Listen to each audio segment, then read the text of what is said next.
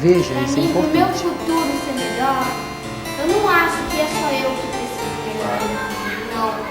Faltam muitas crianças no Brasil que querem ter um futuro melhor, mas não podem. Por quê? Não tem dinheiro no trabalho do pai, no bolso do pai, da mãe.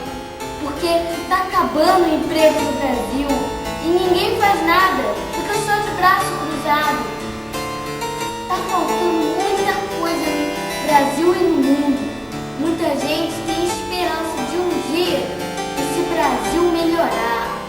A violência muitos adultos dão exemplos maus para as crianças. Acabar com esses exemplos, acabar com as drogas, fazer alguma coisa pelo Brasil.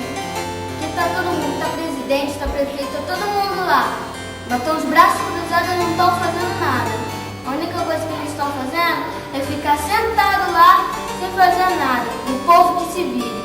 Mas também não é assim não. Tem que tomar consciência.